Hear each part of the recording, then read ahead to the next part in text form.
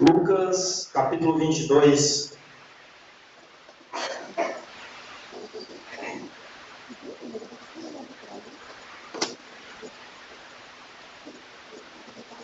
Faremos a leitura do verso 13 ao verso 20.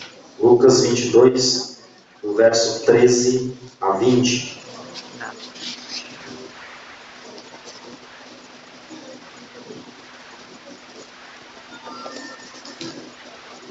Amém?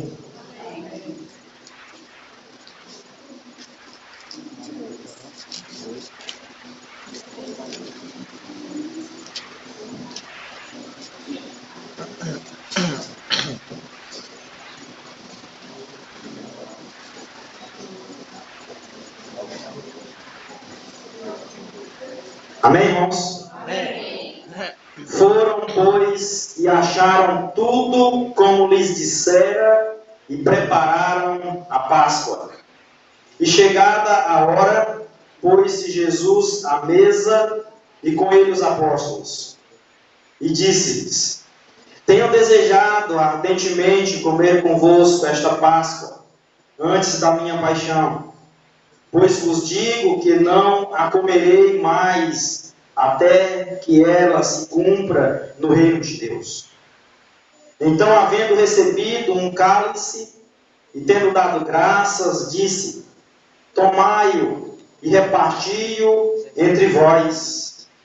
Porque vos digo que desde agora não mais beberei do fruto da videira, até que venha o reino de Deus. E tomando o pão e havendo dado graças, partiu e deu-o, dizendo: Isto é o meu corpo que é dado por vós, fazei isto em memória de mim. Semelhantemente, depois de cear, tomou o cálice, dizendo: Este cálice é o novo pacto em meu sangue, que é derramado por vós. Amém? Amém. Vamos ler também aqui o texto de 1 Coríntios, capítulo 11, a partir do versículo 23.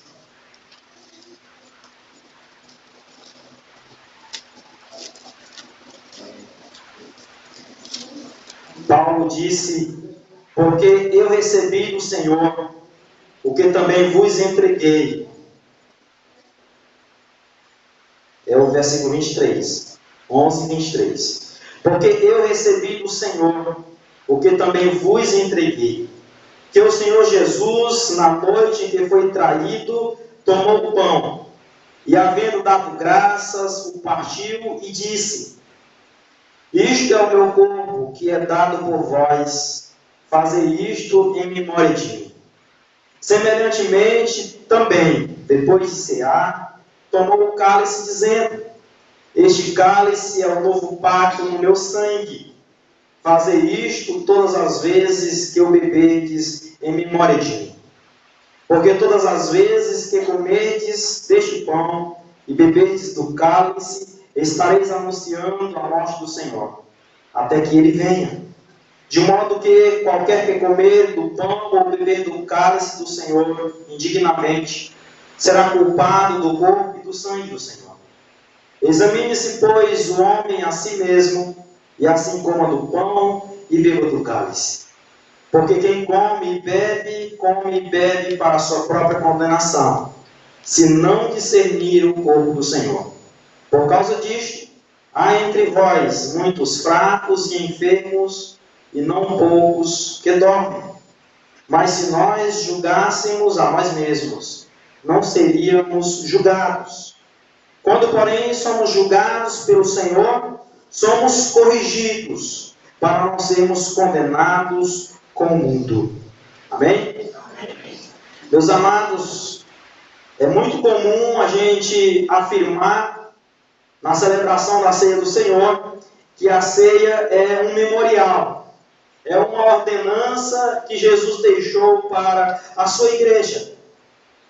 No texto de Lucas 22, o texto que nós lemos, Jesus disse para os discípulos, estando com eles à mesa: Não comerei dela novamente, até que se cumpra no reino dos céus, no reino de Deus.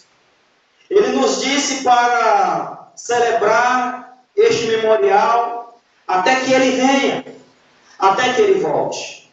Para mim é muito interessante como Jesus disse aos discípulos o quanto ele desejava estar junto com eles e celebrar este momento, celebrar a Páscoa. Na verdade, o que Jesus celebrou naquele fim de tarde foi a Páscoa do Antigo Testamento, a Páscoa instituída por Deus a Moisés para o povo hebreu. E Jesus, literalmente, ele substituiu a antiga Páscoa para este memorial que hoje nós celebramos, que é a ceia do Senhor. Naquele momento, Jesus estava encerrando aquela Páscoa, aquela cerimônia do Velho Testamento.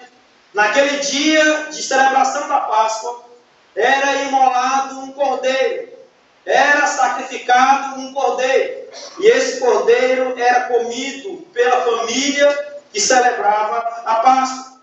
Mas a partir daquele momento que Jesus instituiu a ceia para os discípulos, eles não precisavam mais sacrificar um cordeiro para Deus. Jesus estava substituindo aquilo que era feito no passado por um sacrifício perfeito, por um sacrifício excelente. De maneira que hoje nós não precisamos sacrificar um animal para o Senhor e comê-lo conforme as orientações bíblicas. Porque hoje nós temos um cordeiro que foi sacrificado. Esse cordeiro é o cordeiro de Deus. A Bíblia diz que é um cordeiro sem defeito e sem mácula, cujo sangue é precioso, cujo sangue é poderoso para apagar os nossos pecados e nos purificar de toda injustiça. Este cordeiro que estou falando nada mais é do que o Senhor Jesus, que naquele dia foi traído, que naquele dia foi entregue nas mãos dos homens maus, pecadores, e esses homens o condenaram à morte. E ele foi ali não morto por aquelas pessoas, por causa da vontade e da ira que eles tinham contra Jesus. Mas ele entregou-se a si mesmo. Foi um ato de amor, foi uma dádiva, foi um presente que ele nos deu naquele dia. Ele disse que ninguém tem poder sobre a sua vida, que ninguém tinha poder sobre ele para tirar a sua vida, mas ele de si mesmo a deu. Ele deu a sua vida por amor a nós. Antes de Jesus estar com os discípulos e ordená-los a fazer estas coisas em memória dele, em memória do que ele fez, ele deixou alguns ensinamentos importantes para os discípulos. Um dos ensinamentos que ele disse foi: nem todo mundo que me diz Senhor, Senhor, entrará no reino de Deus, mas somente aqueles que verdadeiramente entregaram suas vidas a Jesus. É assim que nós cremos. O Senhor Jesus disse: nem todo o que me diz Senhor, Senhor, entrará no reino de Deus. Nós sabemos que é necessário entregar a vida a Cristo. Nós sabemos que é necessário nascer de novo e viver uma vida unida, uma vida com o Senhor. Judas era um dos que estava à mesa com ele e era o traidor. Os discípulos estavam ali à mesa com o Senhor, e quando Jesus revelou que seria traído, um a um começou a perguntar: acaso sou eu, Senhor? Eles tinham Jesus como mestre, professavam como o Senhor da sua vida, mas no caso de Judas, não fazia o que ele manda. E Jesus disse: se vocês me chamam Senhor e Mestre, porque não fazeis o que vos mando? Uma prova de que vocês me amam é guardar a minha palavra, é guardar os meus mandamentos. Jesus nos ensinou também sobre a necessidade de sua igreja amar uns aos outros. Em João capítulo 13, quando ele estava falando aos discípulos sobre aquela lição de humildade, e ele fez não apenas um discurso, mas ele teve ali uma ação para com os discípulos. Ele levantou-se da mesa, tirou a sua capa, cingiu-se com uma toalha, como um avental, e deitou água na bacia e passou a lavar os pés dos discípulos um a um. Mas o que é interessante lá em João capítulo 13 é que ele revela que Jesus, tendo amado os seus que estavam no mundo, amou-os até o fim. E ele disse: um novo mandamento vos dou, que vos ameis uns aos outros, e assim o mundo saberá que sois meus discípulos.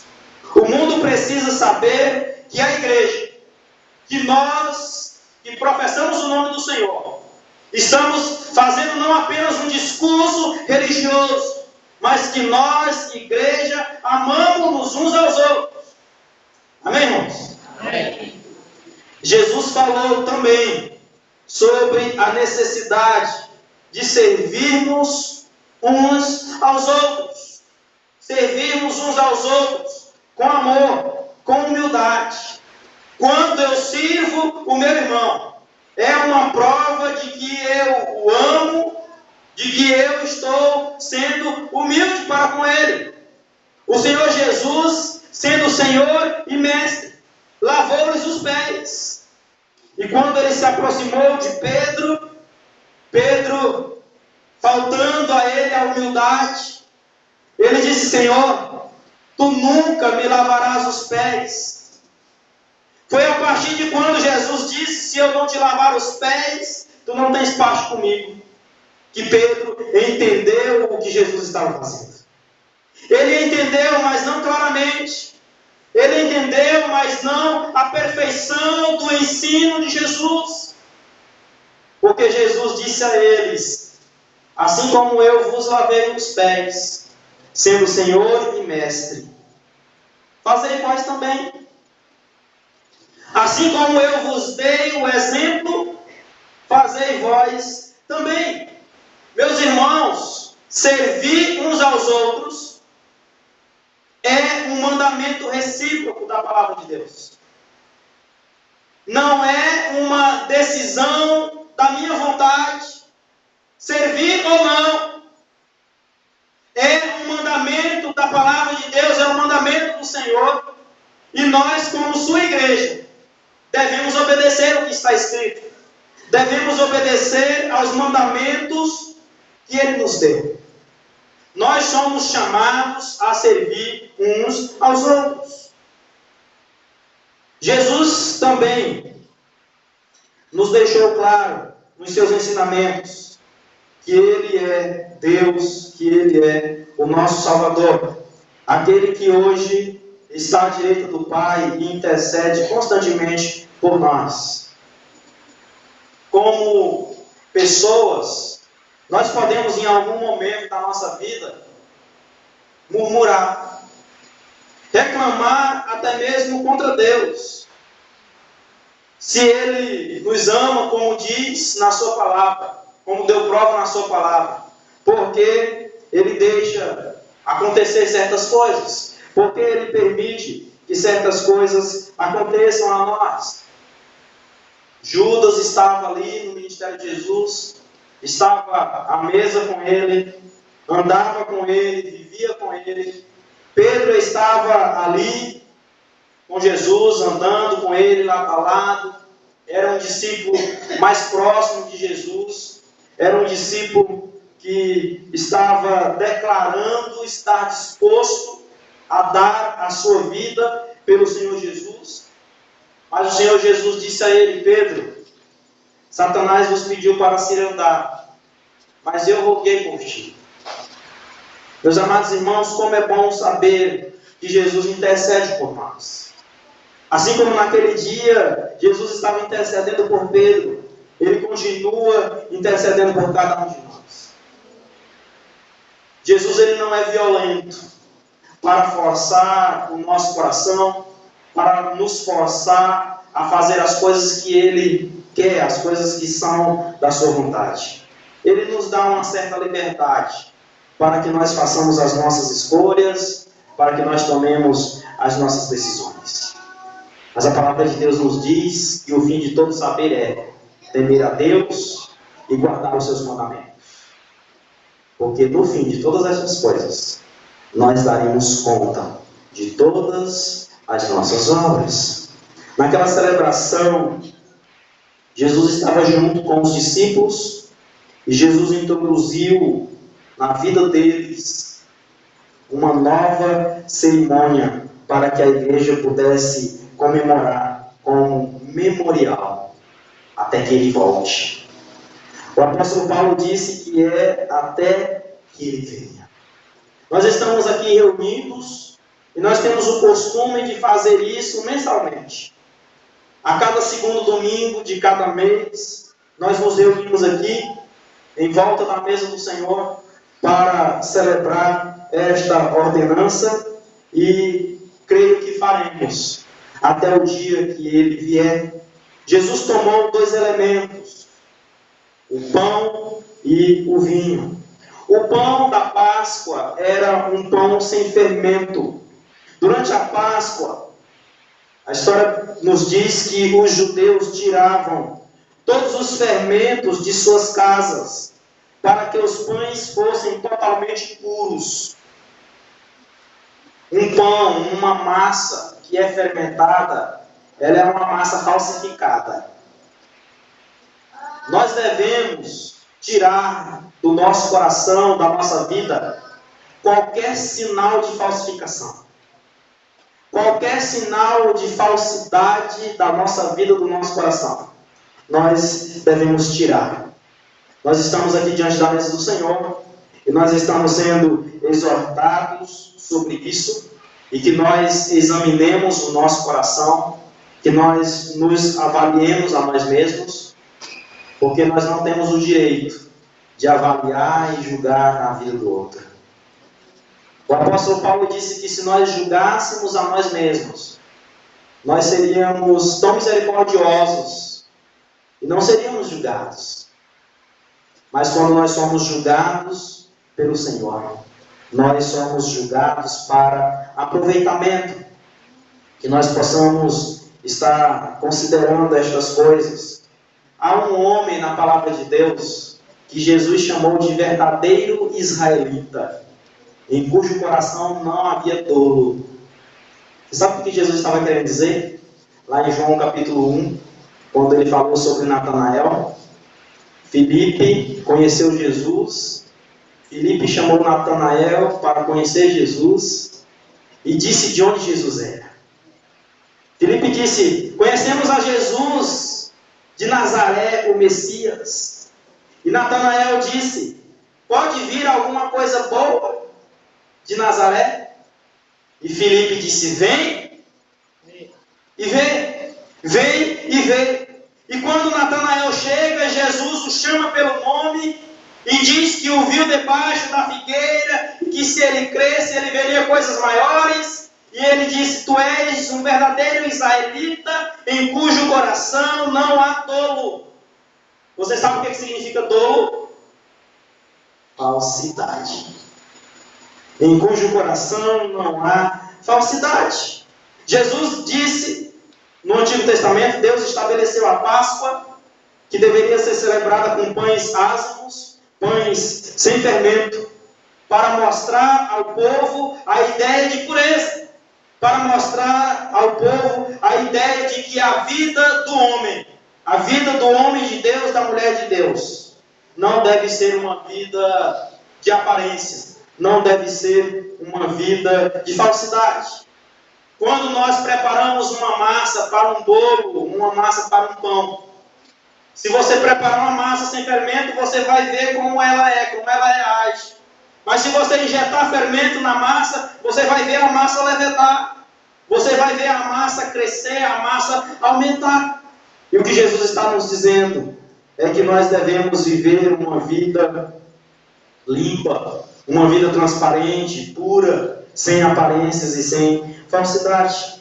O segundo elemento, o vinho, era também um elemento puro, representando a pureza e a santidade do sangue de Jesus frente ao pecado do homem. Quando Jesus tomou o vinho, ele disse que aquele vinho era um símbolo, aquele cálice era um símbolo da nova aliança, do novo pacto firmado no seu sangue. E assim como o sangue de Jesus era precioso, é precioso, assim como o sangue de Jesus é puro, também deve ser o vinho da ceia do Senhor. Não fermentado, não alcoólico. E isso a gente sabe que ocorre no processo de produção do vinho, onde o álcool ele elimina o fermento contido na fruta. E nós precisamos entender que assim como o nosso Deus é santo, assim como Ele é, nós também devemos ser na nossa vida cristã, diante de Deus e também dos homens. Quando nós celebramos a ceia do Senhor, nós estamos divulgando algumas coisas. O apóstolo Paulo, ele instituindo ali a ceia, orientando a igreja de Corinto, algumas coisas ficam reveladas para nós. Quando nós estamos aqui reunidos diante dessa mesa, nós estamos divulgando que cremos não somente no que Jesus ordenou, mas cremos no que Ele fez. Cremos no que Ele é, o Filho de Deus. Cremos no que Ele ordenou. Cremos no que Ele fez. Ele entregou a sua vida no nosso lugar. Ele entregou a sua vida pela nossa vida na cruz do Calvário. E Jesus fez isso sem nenhuma culpa. Jesus fez isso sem nenhum pecado. Ele não tinha pecado. Ele não é pecador. Ele é o Santo Filho de Deus. E quando nós estamos aqui reunidos nesta manhã, nós estamos aqui também dizendo isso. Cremos que Ele é o Filho Santo de Deus. Cremos que Ele é o Cordeiro que foi sacrificado em nosso lugar para perdão dos nossos pecados. E sem este sacrifício, sem o sangue de Jesus, nós estaríamos perdidos. O apóstolo Paulo ele disse também no versículo 26, porque sempre que comerem deste pão e beberem deste cálice, vocês estarão anunciando a morte do Senhor, até que Ele venha. Nesta manhã nós estamos aqui proclamando que Jesus voltará. Jesus vai vir. Nós estamos aguardando Jesus voltar. Esta é a esperança da fé cristã. E para nós participarmos desse momento, primeiramente nós devemos nos avaliar. Nós devemos nos examinar a nós mesmos. Paulo relacionou aqui nesse texto algumas advertências. Nós precisamos estar em comunhão com Deus. Nós precisamos estar em comunhão com Deus. Nós precisamos estar não apenas juntos, mas em união com as pessoas. Jesus estava ali à mesa e com ele estavam os 12 e eles estavam juntos. Mas eles não estavam completamente unidos. Na última ceia e na última mensagem que eu preguei aqui no culto de ceia, um dos tópicos da mensagem foi que entre eles, Jesus viu nos seus corações uma contenda. Esse texto nos diz, de Lucas 22, que houve uma contenda entre eles sobre qual era o mais importante e sobre qual era o maior. E Jesus, que conhece o nosso coração, Jesus viu no coração deles a contenda. Jesus viu no coração de Judas a traição. Jesus viu no coração de Pedro a negação, que ele o negaria, que ele não estaria preparado para confessar Jesus diante dos homens. Nós temos de confessá-lo. Nós temos de levar o seu nome, nós temos de levar a sua morte, o seu sacrifício, até que ele volte. Ele disse: aquele que me negar diante dos homens, também eu o negarei diante do meu Pai que está nos céus. Mas aquele que me confessar diante dos homens, eu também o confessarei diante do meu Pai que está nos céus. Para celebrarmos a ceia do Senhor e para participarmos, recebermos estes elementos, pão e vinho, como símbolo do corpo e do sangue do Senhor, nós precisamos estar em comunhão com Deus. Nós precisamos estar não apenas juntos, como irmãos, em volta desta mesa, mas nós precisamos estar unidos uns com os outros. Se houver algum tipo de ressentimento em nosso coração, se houver algum tipo de mágoa, nós precisamos consertar a situação antes de tomar do pão, antes de tomar do vinho. Nós devemos, como crentes em Jesus, procurar a santificação diante do Senhor. Se houver algum pecado não confessado, se houver algum pecado escondido, esse é o momento, essa é a oportunidade que nós temos de acertar a nossa comunhão, a nossa vida com Deus. E a última exortação que ele faz, e que nós devemos estar conscientes. Nós devemos nos lembrar, a cada celebração, que o nosso Salvador voltará. Que ele voltará. E a próxima ceia será lá nos céus, com ele. Amém. Ele desejou ardentemente ter aquele momento com os seus discípulos. Mas ele disse: eu não beberei, eu não comerei outra vez, até que nós a façamos no reino de Deus. Assim como ele desejou naquele dia, ele está preparado para cear com a sua igreja. Não aqui, como ele ordenou, mas lá no céu, lá no reino de Deus. Nós aqui estamos aqui, sendo transformados, sendo preparados para estar com ele lá na sua glória, diante dele. Amém? Curva a sua fronte, feche os seus olhos diante do Senhor, e nesse momento nós vamos orar. Os irmãos sabem quais são as nossas orientações como igreja, como ministro da ceia do Senhor.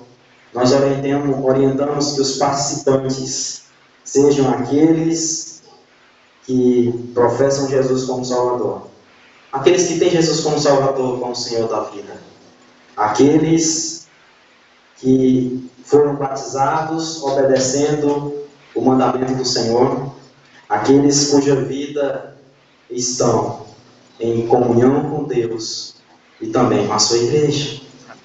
Você sabe como você está vivendo. Você sabe como estão os seus relacionamentos no corpo de Cristo. Relacionamentos bons e saudáveis ou relacionamentos quebrados? Como você está nesta manhã? Como você chegou aqui? Como está o seu coração? A palavra de Deus nos diz pelo salmista: sonda-me, ó Deus, e conhece o meu coração. Prova-me e conhece os meus pensamentos. Se Jesus olhar o seu coração nesta manhã, o que ele vai ver? Ele viu a negação no coração de Pedro, a traição no coração de Judas, a contenda no coração de todos eles, querendo ser importante, querendo ser o maior no reino de Deus. E a palavra de Deus nos diz que nós não devemos considerar a nós mesmos desta maneira, mas nós devemos considerar os outros superiores a nós mesmos. Ninguém considere sobre a sua vida o ser alguma coisa. Nós somos servos. Estamos aqui sendo preparados por Deus, transformados para sermos discípulos. Não como aqueles discípulos, os 12, que viviam em contenda, mas discípulos transformados.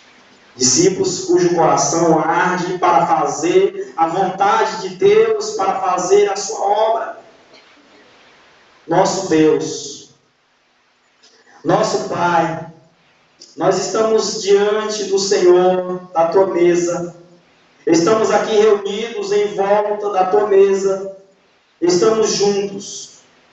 E o que queremos é não apenas estar juntos, mas como o Senhor diz na sua palavra, completamente unidos, tendo o mesmo pensamento, o mesmo parecer. Ó Deus, faz essa obra na nossa vida, no nosso coração. Nós sabemos que é simples, mas sabemos que a tornamos também difícil, por causa do egoísmo, por causa dos sentimentos que temos em nosso coração. Que o Senhor retire de nós tudo isso que não te agrada. Nós nos esvaziamos e colocamos tudo aos pés do Senhor, aos pés da tua cruz, negando a nós mesmos a nossa própria vontade para tomar a cruz do Senhor. Ó Deus, ajuda-nos a ser mais parecidos com o Senhor. Ajuda-nos a ter genuinamente o caráter de Cristo em nós. A sermos genuinamente cristãos.